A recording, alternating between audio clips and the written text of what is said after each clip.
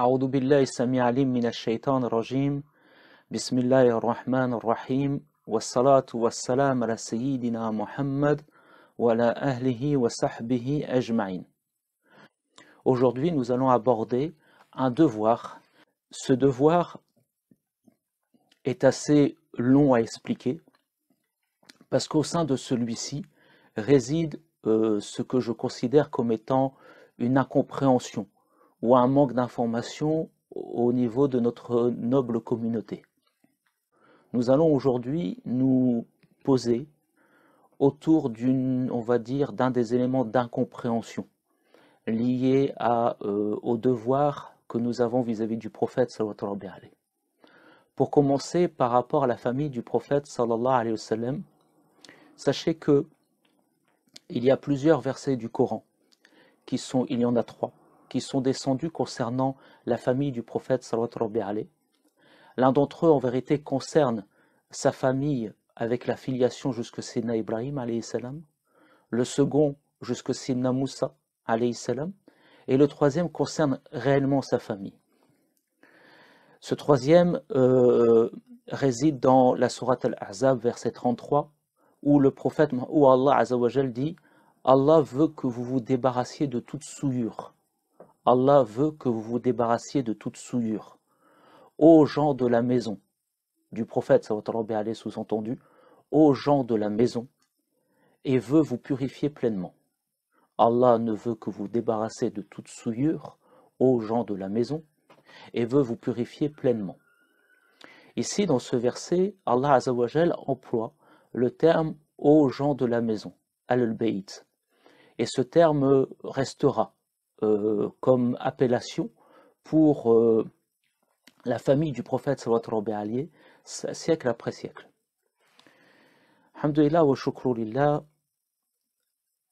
Le premier aspect que nous allons voir, c'est les parents de notre prophète Muhammad sallallahu alayhi wa sallam. Et c'est sur cet aspect que réside et qu'il y a une incompréhension et une divergence.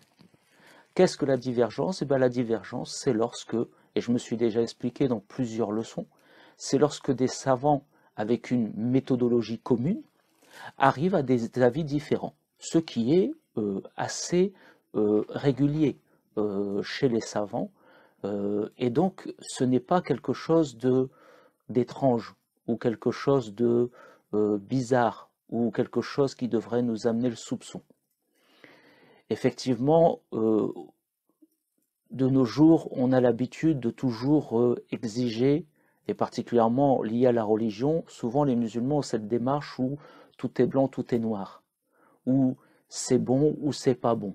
Non, la religion musulmane, dans de nombreux de ses aspects, hormis effectivement, on va dire, les sciences de la Aqidah, les points de la Aqidah, souvent il y a diverses opinions, et avec des opinions qui parfois se diffèrent un peu, ou à d'autres moments sont totalement différentes.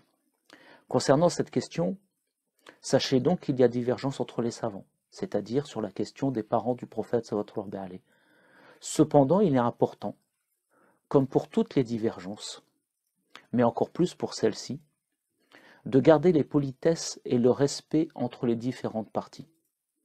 À partir du moment où nous nous basons sur des gens de l'ijtihad, sur nos ulama, sur nos savants, pour donner tel ou tel avis, eh bien, alhamdulillah wa shukrulillah, nous devons tous nous respecter, parce que la méthodologie est la même. Elle arrive à des résultats différents. Et la dernière fois, je vous prenais l'exemple des arbres fruitiers. Effectivement, nous aurions beaucoup de difficultés à manger toujours le même fruit.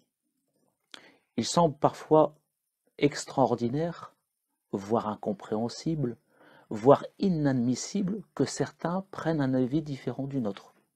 Et cela, que ce soit pour ceux qui par moments entendraient nos avis alors qu'ils ont un avis différent, nous comprenons que par moments notre position peut leur sembler extraordinaire, que notre position peut les titiller, les plonger dans une incompréhension, voire même qu'ils peuvent par moments trouver cela inadmissible. Eh bien, tant que nous sommes dans l'ijtihad, tant que nous sommes avec les gens de l'Ijtihad, tant que nous prenons au sein des savants, alors, alhamdoulilah, il n'y a pas de problématique. Donc il faudrait développer là-dessus, effectivement, qu'il peut y avoir des exceptions, mais ces exceptions-là confirment la règle. Et il faut se méfier aussi surtout des gens qui, à partir de ce constat, c'est-à-dire que l'autre, j'admets pas ce qu'il dit, bien qu'il utilise la même méthodologie que moi, bien qu'il utilise le Coran et la Sunna, bien que ce soit des savants qui donnent l'avis, j'admets pas. Eh bien, on rentre un peu dans une démarche sectaire. Et il faut savoir que certains musulmans et certains mouvements musulmans vont jusqu'à dire les savants, et ceci veut dire que les gens de leur mouvement, que les gens de leur méthodologie, que les gens qui prennent leur avis. Mais même dans ce cas-là, eh bien, il y a divergence. C'est-à-dire qu'on se rend compte que même au sein de leurs savants, il y a souvent divergence. Donc, reprenons notre propos, même si par moments je trouve que ce que l'autre dit est admissible, incompréhensible, que ce soit nous vis-à-vis des autres, par moments dans notre ressenti, effectivement, dans le point dont on parle, tout comme certains comportements liés au traitement du cimetière de l'Baqi, ou certains comportements liés au prophète sallallahu alayhi wa sallam, il y a des choses que nous trouvons inadmissibles. Mais nous devons rester dans un aspect commun à partir du moment où il y a un ijtihad. Alors, et ceci est très difficile. Et nous devons aussi par moments remettre les choses en place lorsqu'il n'y a pas d'ijtihad. On ne peut pas à la fois, d'un côté, demander à ce que des tombeaux liés à des grands sahaba, liés à des grands savants soient rasés dans le cimetière al-Baqi, et d'un autre côté, faire une demande au gouvernement syrien pour ne pas raser la tombe d'Ibn Taymiyyah. Il faut avoir une juste mesure partout. Et là, on n'est plus dans l'ijtihad, là on est dans du parti pris, et dans une vision qui est très subjective et sectaire. Donc reprenons notre point, ce qui est sûr, c'est qu'à partir du moment où nous avons une méthodologie commune, même si ce que l'autre fait ne semble pas admissible, eh bien nous devons l'accepter. Tout comme l'autre doit avoir la même chose vis-à-vis de nous. Et nous devons rester dans le respect et dans les qualités comportementales qui encadrent les discussions théologiques. Et des avis différents ou des avis différents s'expriment. Et là aussi, souvent nous avons une problématique avec cela. Souvent nous confondons conflit d'opinion avec discussion liée à des avis divergents. Ce n'est pas un conflit. Et normalement, les musulmans un peu moins, mais les étudiants en sciences religieuses un peu plus, les prédicateurs d'eux-mêmes et les savants encore plus, se doivent de connaître ces règles et de les appliquer. Et ce n'est certainement pas en usant de moqueries, en usant de moyens fallacieux au niveau rhétorique, que je vais hausser mon avis et baisser celui de l'autre. Peut-être à un moment donné, au niveau de ma punchline dans les réseaux sociaux, mais auprès d'Allah Azzawajal, ceci sera une autre chose, et dans la réalité, eh bien, je n'aurai rien fait pour élever mon propos et pour rendre mon propos plus clair. Donc revenons à notre sujet, et j'espère que le point de la divergence est bien compris. Les parents de notre noble prophète Mohammed sallallahu alayhi wa sallam. Pour comprendre à quel point il est important d'être extrêmement attentif à notre comportement dans ce sujet précis, quand bien même nous ne serions pas d'accord avec l'avis que je vais donner, je vais vous donner un hadith, puis un récit mettant en scène Sidna Omar ibn Abdel Aziz. Sidna Omar ibn Abdel Aziz est souvent considéré comme le 5e calife bien guidé de l'islam. Il est rapporté de l'imam al-Hakim que le prophète sallallahu rabbi alayhi fut informé que des gens tenaient à son encontre des propos déplaisants, où il disait « Mohammed est semblable à un palmier qui aurait poussé dans une déchetterie. » Mohammed est semblable à un palmier qui aurait poussé dans une déchetterie. C'est-à-dire un palmier dont la souche vient de quelque chose d'impur. Quand le prophète entendit cela, et la souche d'un homme, ce sont ses parents. Quand le prophète sallallahu alayhi entendit cela, il se mit en colère. Or, le prophète ne se met en colère que pour Allah. Le prophète sallallahu alayhi se mit en colère et dit Allah a conçu sa création, puis l'a répartie en deux catégories. Il me plaça au sein de la meilleure des deux. Il répartit deux catégories en tribus. Puis il me plaça au sein de la meilleure d'entre elles. Ensuite il les répartit en familles, et il me plaça au sein de la meilleure d'entre elles. Puis le prophète ajouta,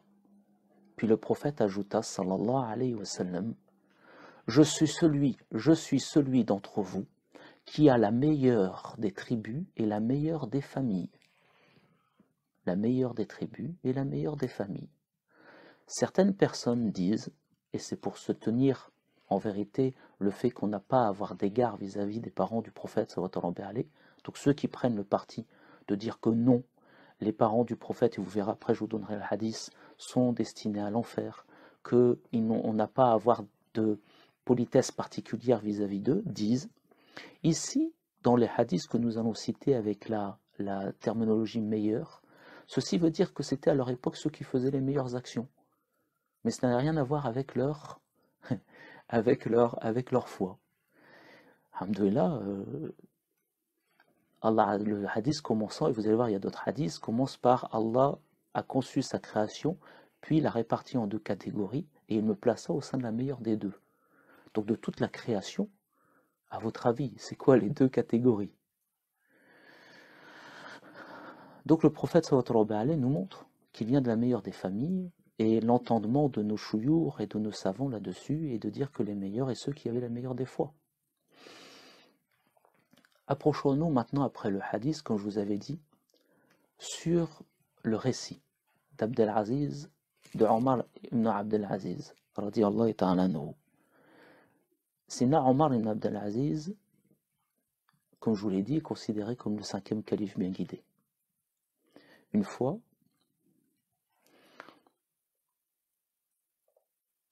un de ses sujets fit le récit suivant. Un jour, donc petite info, nous sommes chez les Omeyyades. Omar ibn Abdelaziz est le 8e calife des Omeyyades, donc nous sommes à une époque où la trace écrite est factuelle.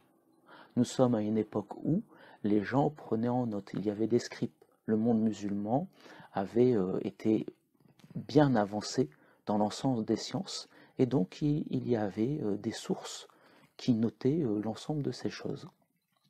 Un jour, un haut fonctionnaire de Damas, réputé homme de confiance, employa au service de la ville un homme dont on soupçonnait que le père fût manichéen.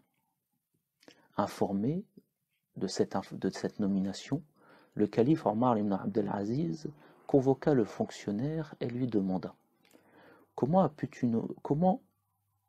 as-tu pu nommer un homme dont le père est manichéen pour gérer un domaine appartenant aux musulmans ?» Le fonctionnaire répondit qu'Allah affine le jugement de l'émir des croyants. Qu'ai-je donc fait de si grave? Après tout, le père du prophète n'était-il pas un incroyant? Omar ibn Abdelaziz fut abasourdi par cette réponse. Je vous rappelle que le prophète sallallahu alayhi wa sallam s'est mis en colère. Omar ibn Abdelaziz radiyallahu ta'ala anhu fut abasourdi par cette réponse.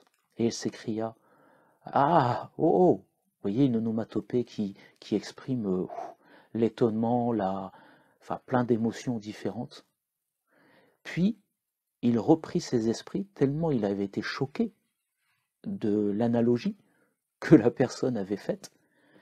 Il leva la tête et dit à son entourage, c'est-à-dire à sa cour, aux fonctionnaires qui l'entourent, « Dois-je lui couper la langue, les mains et les pieds, la tête ?»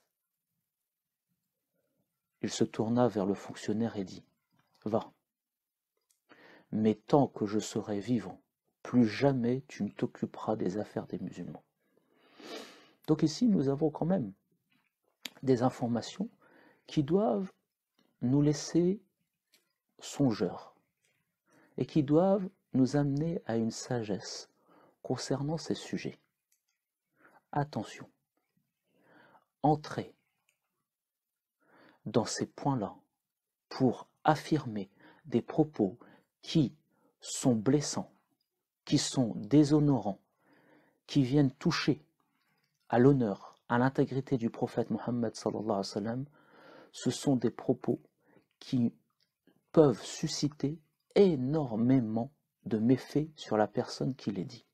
Et il vaut mieux, comme pour certains d'autres points, ne rien dire. D'ailleurs, certains oulémas, quant à la position de ces points-là, prennent plutôt le parti de ne pas en parler. Et c'est une sagesse. Nous voyons de nos jours des musulmans, plutôt que d'affronter leur foi, plutôt que d'affronter leur spiritualité, plutôt que d'affronter leur fin des temps, passer des années et des années à discuter, joute après joute, soirée après soirée, Qiyam Lil, Qiyam Lil après Qiyam Lil, non pas pour des prières, à discuter de qui, pourquoi, comment, Muawiyah, Sidna Ali, Sidna Muawiyah, radiyallahu ta'ala anhuma, la bataille de Siffin, la position d'un tel, la position d'un tel. Sur ces points-là, à partir du moment où on doit émettre des positions qui vont nous amener à déprécier, à avoir un regard négatif sur des, et nous le verrons plus tard, sur les sahaba, sur les épouses du prophète sallallahu alayhi, sur la famille du prophète sallallahu alayhi, il vaut mieux passer la main. Et donc, beaucoup de savants ont une position très claire. L'illustre, l'immense savant qu'est Nafi' nous dit. Alors sachez que Nafi' était en relation, était au service de Abdullah ibn Omar. Il nous dit, il nous est parvenu de Sina Omar ibn al-Khattab qu'il a dit une fois, il y aura dans ma descendance un homme dont le visage aura une défiguration et il viendra et remplira la terre de justice. Nafi' a dit, je ne pense pas que ce soit un autre que Omar ibn Abd al-Aziz. Donc ici, nous avons une indication sur la position de Omar ibn Abd al-Aziz, sur sa qualité en tant que croyant. Et nous voyons comment il s'exprime sur le sujet. Après avoir abordé ce hadith de Muslim, celui qu'on verra plus tard, où le prophète dit « Mon père et ton père sont en enfer », il nous dit « Il ne nous est pas permis de dire cela des parents du prophète, sallallahu alayhi wa sallam, suite à ce qu'il a dit lui-même. N'humiliez pas les vivants en insultant les morts. » Sachez que ce propos, Sayyidina Muhammad sallallahu alayhi l'a dit lorsque Ikrama ibn Abi Jahl est venu. Et il a dit aux Sahaba, n'insultez pas Abu Jahl devant lui, car en faisant cela, vous ne ferez pas de mal aux morts et vous le toucherez lui, vous l'humilierez. Donc on voit que le prophète avait ce comportement-là avec des gens qui ont été les ennemis de l'islam. Et quand Ikrama vient vers le prophète sallallahu alayhi dans l'histoire que je vous raconte, il n'est pas encore musulman, il est encore un ennemi de l'islam. C'est suite à la prise de Mecca. Eh bien, il nous donne ce propos-là. Alors si on doit avoir cela vis-à-vis de telle personne, si ça ne sert à rien de souiller les parents de telle personne, et là on reprend un petit peu un de mes propos dans l'introduction sur la divergence, ce n'est pas en abaissant les autres que tu t'élèves. Même au niveau de l'éthique musulmane et de la spiritualité, tu fais preuve d'une grande bassesse. Eh bien, ce n'est pas en faisant cela que l'on adopte le comportement du prophète sallallahu alayhi dans ce cadre-là. Alors imaginez, lorsqu'il s'agit de son père et de sa mère. Et nous verrons après que le prophète sallallahu alayhi a eu un regard bienveillant, même après leur mort. Même après leur mort, le prophète Mohammed sallallahu alayhi wa sallam est resté toujours bienveillant à l'égard de son père et de sa mère. Il ne nous est pas permis de dire cela des parents du prophète, suite à ce que lui-même dit, n'humiliez pas les vivants en insultant les morts, et le verset, ceux qui offensent Allah et son messager, Allah les maudit, ici-bas comme dans l'au-delà. Ici-bas comme dans l'au-delà. il n'y a pas de hadith qui rapporte que des compagnons, suite aux propos du prophète sallallahu alayhi sur ce hadith de Muslim, mon père et ton père sont en enfer, qui sont venus lui rappeler la chose. Aucun n'a donné le sujet. Parce que ce serait humiliant, mais vous allez voir que c'est possible pour autre chose. Parce que la correcte compréhension de ce hadith est que le prophète sallallahu alayhi parlait de son oncle. Mais nous verrons ça plus tard. Le juriste malikite, Al-Qadi, Abu Bakr ibn Arabi, fut interrogé au sujet d'un homme qui avait dit « Le père du prophète est en enfer ». Il répondit que celui qui tient de tels propos devient un maudit. Suite au verset du Coran, ceux qui offensent Allah et son messager, Allah les maudit ici-bas comme dans l'au-delà. Sourate 33, verset 57. Et ajouta, il n'est pas de plus grand affront que de prétendre que le père du prophète sallallahu alayhi wa sallam est en enfer. Il n'y a pas de plus grand affront que de prétendre que le père du prophète sallallahu alayhi wa sallam est en enfer. Subhanallah, nous avons ici affaire aux savants. N'oubliez pas les versets du Coran sur les savants. Nous avons affaire à des gens qui maîtrisent le hadith et nous vous donnerons quelques indications sur ces deux sujets. Al-Baji, qui est un immense savant et qui a fait le commentaire de l'ouvrage Muwatta, a dit « Certains savants affirment qu'il est interdit d'offenser le prophète, que l'argument soit licite ou pas. » Après cette introduction, nous pouvons aborder notre sujet sereinement, Inch'Allah. C'est-à-dire le sujet lié, Allahumma salli wa sallam wa barik ala sayyidina Muhammad, le sujet lié aux parents du prophète Muhammad sallallahu alayhi. Donc concernant les parents du prophète Muhammad sallallahu alayhi wa sallam, le parti de donner une mauvaise destination aux parents du prophète se base sur ce hadith. Ya Rasulullah, où est mon père décédé? Demanda un homme dont les parents n'étaient pas morts avec l'islam et qui était polythéiste. Il a répondu, ton père est dans le feu. Alors quand il se retourna pour partir, le prophète sallallahu alayhi wa sallam lui demanda de revenir et lui dit, en effet, mon père et ton père, tous les deux, sont au feu. Ce hadith est rapporté par l'imam Muslim. À ceux qui veulent suivre cette voie, nous nous permettons de donner quelques conseils. C'est-à-dire à ceux qui veulent suivre la voie, de dire oui, ce hadith, il concerne le père du prophète Muhammad sallallahu alayhi wa sallam, nous leur proposons de leur donner quelques conseils. Puis, nous passerons à l'avis qui nous semble le plus convenable concernant ce sujet, Inch'Allah. L'imam Bayhaqi rapporte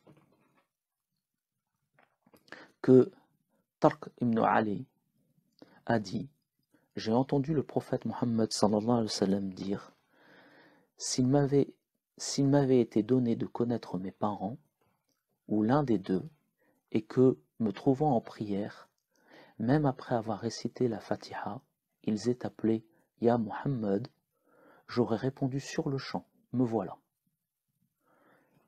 Ici, comme je vous l'ai dit, le prophète sallallahu alayhi wa sallam n'a jamais eu de propos négatifs vis-à-vis de ses parents, et il a toujours eu des propos élogieux, pleins de bonté. Donc ici, on se rend compte que si on avait affaire à des personnes qui étaient polythéistes destinées à l'enfer, vous pensez bien que la prière, qui est un acte aussi important, le prophète ne mettrait pas en avant cela. Et pourquoi il le met en avant? Pour que l'on comprenne la place qu'ils ont, la place qu'ils ont dans son cœur. Et rappelez-vous, le verset, Allah maudit les gens qui manquent de respect. Le prophète a dit, j'ai été suscité dans le meilleur de chaque siècle,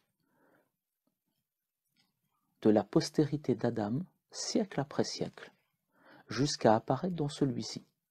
Donc de la meilleure de chaque siècle, siècle après siècle. Ceci veut dire que le prophète a toujours été mis dans les meilleurs des générations, dans le meilleur des endroits. Ce qui signifie donc, le meilleur des endroits en termes de progéniture, en termes de descendance. Nous nous rendons bien compte que Subhanallah Azim, il vient donc de personnes qui étaient intérieurement purifiées et intérieurement capables de porter cela. Il y a certains récits, hadiths, qui nous rapportent que le prophète sallallahu alayhi wa sallam était comme une lumière des reins de toute sa descendance jusqu'à celle de son père. Et que le jour où son père allait concevoir Sidna Muhammad sallallahu alayhi wa sallam avec son épouse, ce dernier a été interpellé par une femme qui avait vu en lui une grande lumière. Et elle lui proposa qu'ils aient une relation intime. Il refusa. Il partit, donc il eut une relation avec son épouse. Et quand il revint, il propassa devant la femme qui ne le calcula pas. Et il demanda comment ça se fait qu'hier tu m'as proposé cela et qu'aujourd'hui tu ne me proposes rien. Elle dit, hier tu avais une lumière qui a disparu. Notre mère Aïcha nous rapporte que le prophète, donc si tu es porteur de cette lumière, est-ce que le najis du kufr peut cohabiter avec cette lumière? Et je vous rappelle que dans les sciences islamiques, vous avez le droit de faire preuve de votre logique et de votre intelligence. Ce serait une erreur, employant les mots, ce serait haram de mettre de côté votre réflexion et votre capacité à déduire la logique. Notre mère Aïcha radiyallahu ta'ala anha rapporte que le prophète Muhammad sallallahu alayhi wa sallam a dit, Jibril m'a dit, j'ai observé les terres des orients et de ses occidents. Donc ça veut dire l'ensemble de la terre. À une époque où il y avait des chrétiens, à l'époque où il y a eu des juifs, c'est-à-dire à l'époque où il y avait des monothéistes. Est-ce qu'un polythéiste, en termes de foi, aux yeux d'Allah et aux yeux de Jibril alayhi salam, sont meilleurs qu'un monothéiste? Non. Donc j'ai observé les terres des orients et de ses occidents, et je n'ai vu rien de meilleur homme, pas un homme meilleur que Mohammed. De même, je n'ai point vu de meilleurs fils que ceux des Beni Hashim. Rapporté par l'imam Tabarani, rapporté par l'imam Behaqi, dans un livre qui est d'une très bonne qualité, qui s'appelle Dalaïl al-Nubawa, qui est l'épreuve de la prophétie. Ibn Hajar al-Asqalani dit, par rapport à ce propos et à ce hadith, l'authenticité de ce hadith brille de toutes ses lumières sur les feuilles le rapportant selon cette version. Chacun sait que la supériorité, l'excellence, la primauté sont des dons d'Allah et que la préexcellence auprès de lui ne saurait côtoyer le polythéisme. Il est rapporté dans le même livre de l'imam Behaqi que selon Anas, le prophète Mohammed sallallahu alayhi a dit: il n'est pas deux filiations qui ne soient subdivisées sans qu'Allah ne m'ait affilié à la meilleure des deux. Je fus conçu des reins de mes géniteurs sans que rien du paganisme ne m'ait souillé. Je suis le fruit d'union légale, pas celle d'adultère. Cela depuis Adam alayhi salam à mon père et ma mère. Et je suis celui d'entre vous qui est la plus pure des naissances et les plus nobles des ascendants, des aïeux. Il est rapporté par l'imam Muslim que le prophète Mohammed sallallahu alayhi wa sallam a dit: parmi les descendants d'Abraham, Allah a élu. Et ici, le terme de élu, c'est astafa. Astafa vient du même verbe que le nom du prophète Mustafa. Al-Mustafa, c'est l'élu. C'est un des noms du prophète qu'il a eu après sa prophétie. Et le terme employé par Allah Azzawajal vient du même verbe. À nous de réfléchir. Parmi les descendants d'Ismaël, Allah m'a élu. Puis Allah a élu les Banu Kinana. Puis parmi les descendants des Beni Kinana, Allah a élu les Qurayshites. puis parmi les descendants des Koréchites, Allah a élu les Beni Hachim, puis parmi les descendants des Beni Hachim, Allah m'a élu. Là, il retrace son parcours, comme dans les autres hadiths. Donc, subhanallah azim, nous voyons que nous amenons beaucoup de preuves. Il n'y a qu'un hadith. Nous amenons à avoir un regard péjoratif, déprécié vis-à-vis du père ou de la mère du prophète, sallallahu alayhi wa sallam. Et vous verrez que quand on étudiera ce hadith, j'espère qu'on finira aujourd'hui, Inch'Allah, quand on finira ce hadith, quand on étudiera ce hadith, non seulement il n'y en a qu'un, mais en plus, il est réellement sujet à une compréhension différente, basée sur une compréhension du hadith claire, partagée par d'immenses savants, dont subhanallah azim, des pratiques liées à l'entourage du prophète sallallahu alayhi wa sallam qui nous sont parvenues. Vous savez, cette facilité à dire à la place de dire père pour l'oncle, voire père pour le grand-père aussi. Et il y a en arabe une signification aussi, quand on dit la religion de tes pères, vous verrez, il y a un verset là-dessus, ça veut dire pas qu'on ait plusieurs pères, comme en français. Ça veut dire de nos ascendants. Il est rapporté par Ibn Sa'ad que Sina Ibn Abbas radiyallahu ta'ala anhu, que le prophète Muhammad sallallahu alayhi wa sallam a dit: je jure par Allah. Vous vous rendez compte, c'est la deuxième fois qu'il y a un hadith dans lequel il jure, dont un où il s'est mis en colère. Je jure par Allah, depuis le jour où Adam fut créé, alayhi salam, il n'est pas deux filiations qui se soient subdivisées sans que je ne sois affilié à la meilleure des deux. Quant au passage, nous y voilà. Quant au passage, mon père et ton père, tous deux sont au feu. Quant à ce passage, dans le célèbre hadith relatant l'ascension rapporté par l'imam Bukhari, dans le célèbre hadith rapportant l'ascension compilé et rapporté par l'imam Bukhari, Adam, Sidna Adam alayhi salam, Sidna Nuh, Sidna Ibrahim alayhi salam, saluèrent le prophète Mohammed sallallahu alayhi wa sallam en disant: bienvenue au fils vertueux. Vous savez qu'il n'était pas son fils. Donc c'est donc une expression en arabe qui signifie issu de la descendance. Quant à Moïse, Isa et d'autres prophètes, ils dirent: bienvenue aux frères vertueux. Vous savez que ce n'est pas le frère biologique du prophète Mohammed sallallahu alayhi wa sallam, ni Sidna Isa, ni Sidna Moïse. Donc entendez par là un sens figuré du propos. Et le hadith est rapporté par l'imam Bukhari, et dans d'autres versions en réalité cette expression existe aussi. Donc ceci est un premier point pour regarder la parole mon père et ton père sont tous deux au feu comme étant non sujette et ne visant pas le prophète biologique le père biologique du prophète sallallahu alayhi wa sallam. Et ceci suite après nombre de hadiths où le prophète sallallahu alayhi wa sallam exprime clairement que de génération en génération, il a toujours été dans des reins purs. Tout à l'heure, quand je disais parmi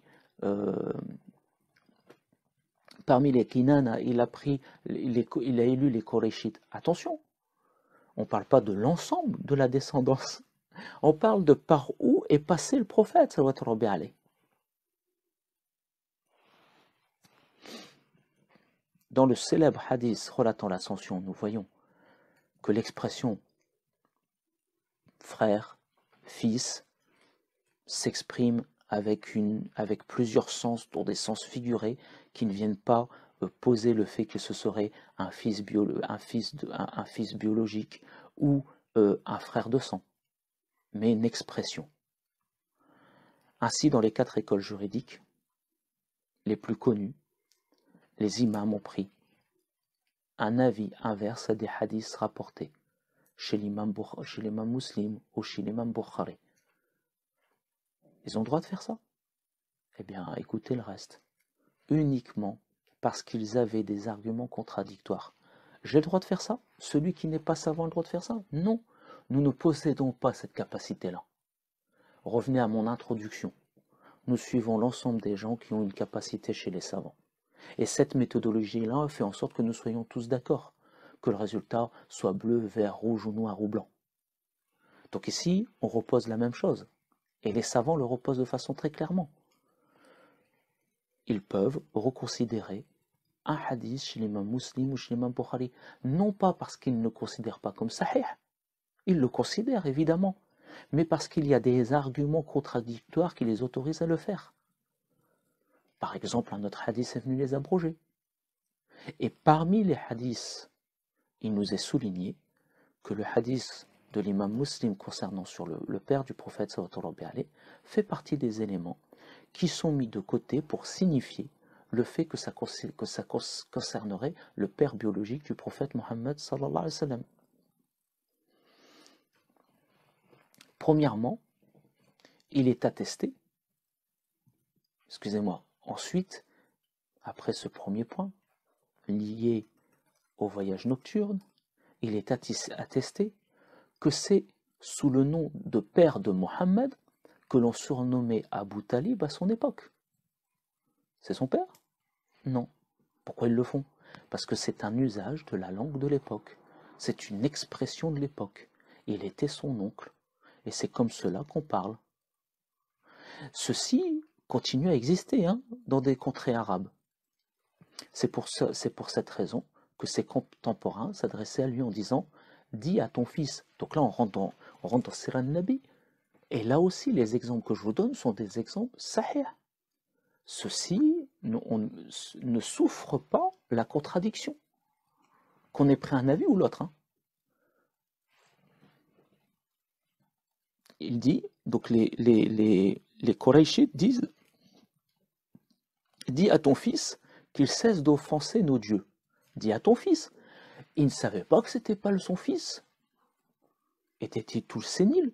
Non, ils étaient tous, certains d'entre eux, d'une immense perspicacité. Abu Sofyan, on ne peut pas le qualifier comme possédant de la sénilité. On peut le qualifier et déprécier sa haine de l'islam, son combat de l'islam, mais certainement pas insulter son intelligence. Et comme je vous ai dit tout à l'heure, ce n'est pas en abaissant l'autre qu'on s'élève. Et donc, quand il s'adresse à lui en disant « Dis à ton fils qu'il cesse d'offenser nos dieux », ma foi, ils le savent que ce n'est pas son fils. Et pourtant, ils le disent. Donc, comprenez, ce hadith a été remis en question concernant le fait qu'il s'agirait du père biologique parce que il y a assez d'arguments pour agir ainsi. Plus tard, ils lui dirent même, j'aime beaucoup cette histoire, ils lui dirent même, et ça connote de la sagacité d'Abu Talib, ils lui dirent même, donne-nous ton fils, c'est-à-dire Mohammed, afin que nous puissions le tuer. Donc là encore une fois, vous voyez, ils disent donne-nous ton fils, alors qu'il n'est pas son fils. Donc donne-nous ton fils afin que nous puissions le tuer, et prends ce garçon à sa place. Abu Talib objecta. En somme, vous me demandez mon fils afin de le tuer, et vous me remettez le vôtre afin que je m'en occupe à votre place. Et là, il dit, vous remettez mon fils. De même, quand Abu Talib se rendit en Syrie, avec Sina Mohammed sallallahu alayhi wa sallam, le moine, Bayra, lui demanda « Qu'est-ce que cet enfant pour toi ?» Il répondit « C'est mon fils. » Le moine répondit « Il est impossible que le père de cet enfant soit encore en vie. » Ah. Donc nous constatons qu'il avait ce propos-là. Et une fois qu'il dira ça, en vérité, Abu Talib expliquera au moine que non, effectivement, c'est son neveu. Donc nous constatons que concernant Abu Talib, ce surnom était usuellement admis. Et nous ne pouvons pas accuser les Quraysh de ne pas maîtriser la langue arabe. Alors qu'en réalité, il n'était que son oncle. mais du fait que d'être son tuteur, de l'avoir élevé, défendu, protégé, il était devenu l'interlocuteur privilégié dans tout domaine le concernant. Sachez, pour ajouter à cet ensemble de preuves concernant l'usage possible dans le sens figuré du terme père, du terme fils, qu'il existe un hadith semblable à celui-ci, dans lequel la mention d'Abu Talib à la fin du récit, dans laquelle figure la mention d'Abu Talib à la fin du récit. Ce hadith est rapporté par Tabarani selon Salama radiyallahu ta'ala anha, qui rapporte que Al-Harith ibn Hashim se rendit auprès du prophète sallallahu alayhi lors du pèlerinage d'adieu. Donc il y a des hadiths qui reprennent en vérité le même cadre que ceux liés à Abu Talib, dont un qui est durant le pèlerinage d'adieu. Donc il me semble qu'on est à la fin de l'islam. Et donc il ne s'agit pas là de propos qu'on pourrait abroger. Là encore, c'est un choix chez les savants, de faire une distinction entre quelque chose qui daterait et quelque chose qui serait plus récent, dans le hadith. Et nous avons vu que ce n'est pas le seul outil qui justifiait le fait que de nombreux ulamas se soient positionnés tels que nous vous comptons ce soir. Il s'agit donc dans ce hadith, lors du pèlerinage d'adieu, on demanda au prophète sallallahu alayhi Ya Rasulullah, tu exhortes les gens à préserver les liens du sang, à honorer son voisin, à protéger l'orphelin, à nourrir les faibles et les démunis. Tout ceci, Hashim ibn Mughira, c'est-à-dire son père, de la personne qui parle, le faisait aussi. Ya Rasulullah, quel est son sort? Et là, le prophète sallallahu alayhi répond chaque tombe dans laquelle gît une personne qui n'a pas attesté qu'il n'y a de divinité si ce n'est Allah est un brasier ardent. Certes, j'ai vu mon oncle Abu Talib submergé par des flammes envahissantes. Allah le fit sortir de ce supplice du fait qu'il est mon parent et qu'il fut bienveillant à mon égard, et il le plaça dans un feu ballottant. Et il existe encore beaucoup d'autres preuves sur ce sujet. Et si nous nous rendons compte que le prophète sallallahu alayhi parle de son oncle, il ne prend pas l'exemple de son père. Il existe encore plus de preuves sur ce sujet. Dans l'utilisation du terme père, dans l'utilisation du terme père est sujet à comprendre qu'il s'agit d'un sens figuré. Et nous n'allons pas tous les donner parce que ça prendrait trop de temps, mais Inch'Allah, nous allons vous en donner encore une Inch'Allah, avant de finir cette leçon. Et nous prendrons la deuxième partie, qui est le positionnement que nous avons vis-à-vis de la place des parents, mais vous l'avez bien compris, dans le fait de les aimer et de l'honorer, et ensuite nous passerons sur les épouses, sur la famille, sur les enfants et la descendance. Donc, et après sur les sahaba, radiyallahu ta'ala anhum ajma'in. Allah Azza wa Jalla dit dans la sourate 2, verset 133, nous adorons ton Dieu, le Dieu de tes pères, Abraham, Ismaïl et Isaac. Donc ici, nous nous rendons compte qu'il est dit le Dieu de tes pères. Et là encore, tout à l'heure je vous l'ai expliqué comme en français. Il ne s'agit pas du fait qu'il y aurait plusieurs pères, mais le fait que c'est son ascendance. C'est une expression. Dans ce verset, Ismaïl alayhi salam est nommé père, alors qu'en réalité il est l'oncle paternel de Yaqub. Il en est de même pour Abraham, qui est leur grand-père, alayhi salam. Donc, par rapport à cela, Ibn Hatim nous rapporte et nous dit qu'Ibn Abbas radiyallahu ta'ala anhu a dit on appelait le grand-père père, puis il récite le verset que je viens de vous citer. C'est-à-dire qu'Ibn Abbas montrait aux gens qui ont suivi que l'expression père avait différents sens. Et quand il l'exprimait, il employait ce verset. Je vais vous donner un deuxième exemple, parce que là, Ibn Abbas, c'est quand même quelqu'un, on ne peut pas, rediscuter son autorité.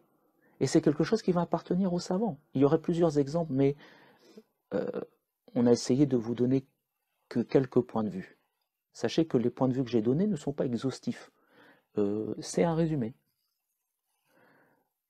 Muhammad ibn Qa'b al-Qurathi a dit, le père biologique est un père et l'oncle paternel est un père.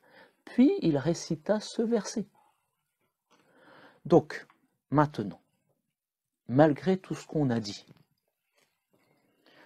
ceux qui veulent toujours réduire le sens père dans le hadith cité au père biologique, petit 1, c'est votre frère en Allah qui vous parle, rappelez-vous ce que je vous ai dit par rapport au fait d'offenser le prophète, ça ne sert à rien de développer ce genre de choses-là.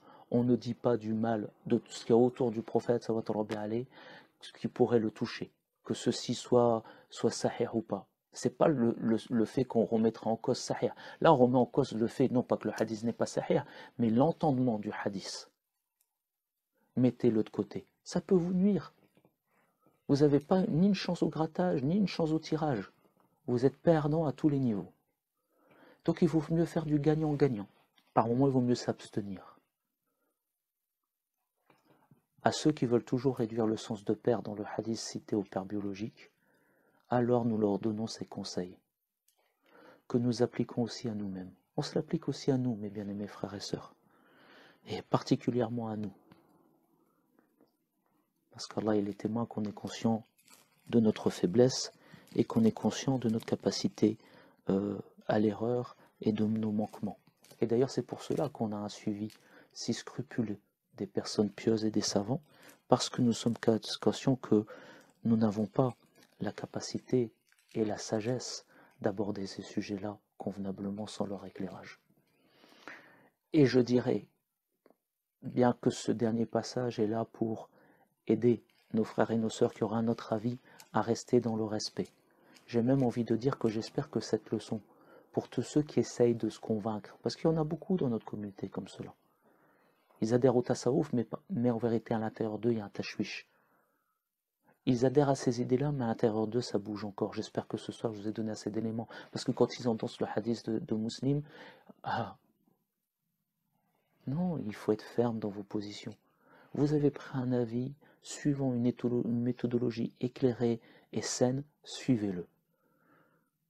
Et donc à ceux qui voudraient persister, je leur rappelle que s'ils ne prennent pas l'avis chez des savants, et ça sera très difficile, qu'ils se rappellent ces deux versets.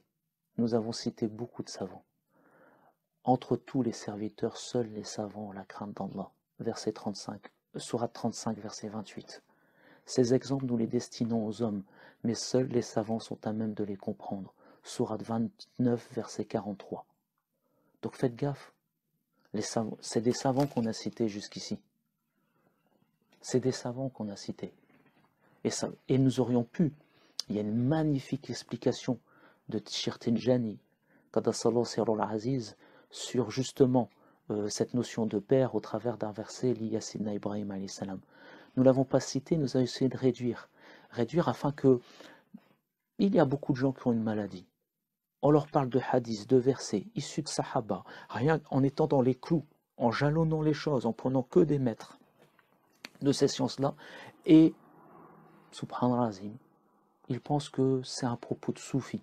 Le soufisme est une science dont tout le monde a besoin pour se purifier. Et lorsque nous parlons, et que nous citons des savants liés à l'aqida, liés au fiqh, liés au hadith, ya latif, sachez que lorsque ça vous ne plaît pas et que vous essayez de trouver une réplique ou rétorquer au travers de ces propos-là, qu'Allah vous pardonne et nous pardonne. Mais en vérité, vous faites de l'abus. Et subhanallah azim, ça ne vaut rien, si ce n'est le fait que c'est un propos qui effraie la communauté, et vous avez en réalité les mêmes arguments que nos frères de la Wahhabiyya.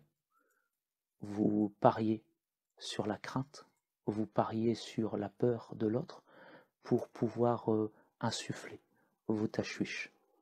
Le tasawuf est une science véridique, basée sur un enseignement traditionnel remontant au prophète Mohammed sallallahu alayhi wa sallam comme l'ensemble des sciences. Et qu'Allah nous pardonne et vous pardonne, Inch'Allah. Donc concernant ces deux versets liés aux savants, et bien par rapport à tout ce que nous avons dit, attention, ce sont des savants. Et donc oui, c'est il y a des exemples destinés aux hommes, dit Allah. Ces exemples, nous les destinons aux hommes, mais seuls les savants sont à même de les comprendre. Donc concernant ce hadith, ceux qui persisteraient, retenez ces quelques propos.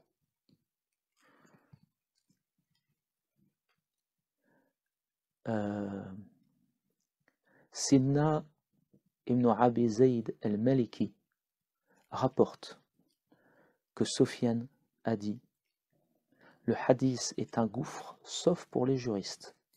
Le hadith est un gouffre, sauf pour les juristes. Oui, on peut s'y perdre. Le compagnon de Malik, Abdullah ibn Wahb, qu'Allah les bénisse tous les deux. Le compagnon de Sidna Malik, Sidna Abdullah ibn Wahb, a dit: le hadith est un gouffre, sauf pour les ulama. Toute personne mémorisant le hadith n'ayant pas un imam en fiqh est égarée. Et si Allah ne nous avait pas secourus par Malik et Al-Layth ibn Sa'ad, nous aurions été égarés. Il s'agit d'un des élèves principaux de l'imam Malik.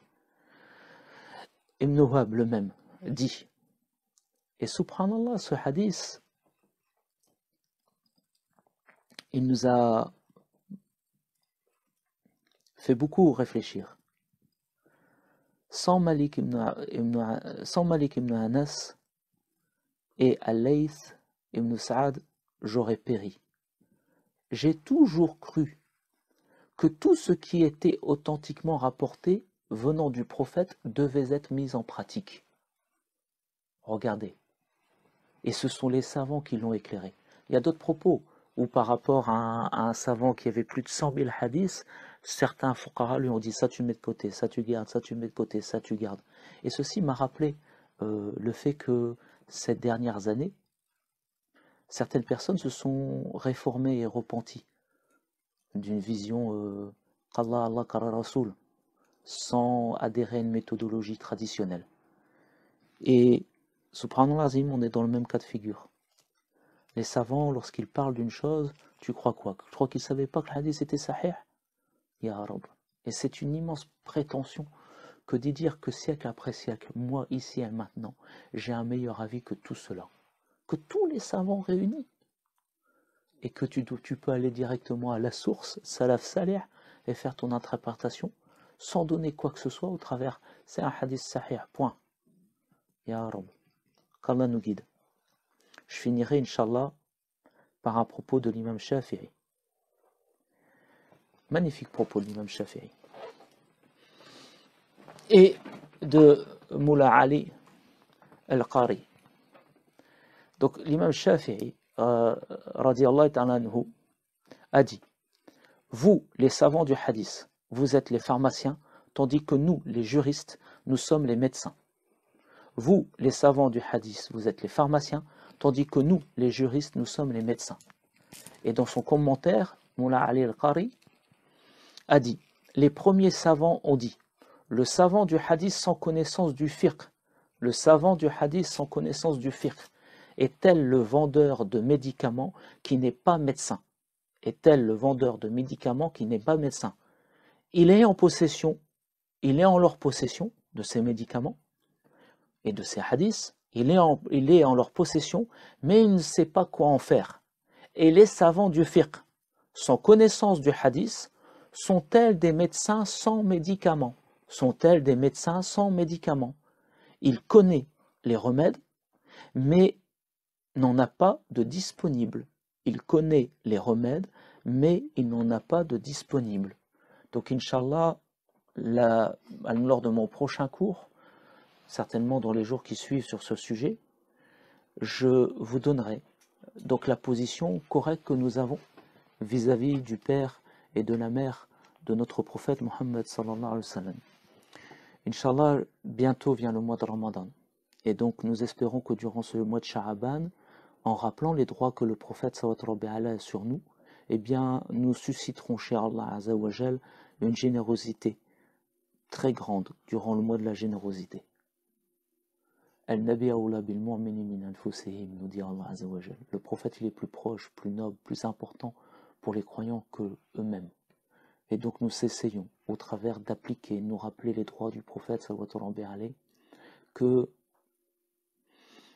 qu'Allah veuille bien, Inch'Allah, par ce moyen, nous pardonner et nous accorder plus de faveurs. Qu'Allah vous bénisse tous.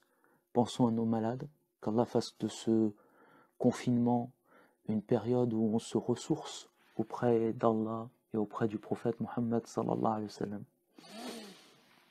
Et Inch'Allah, qu'Allah vous accorde le meilleur en chaque chose. Subhan rabbika ya rabbi zati amma yasifun wa salam ala al-mursalin walhamdulillahi rabbil alamin. Amin, amin, amin.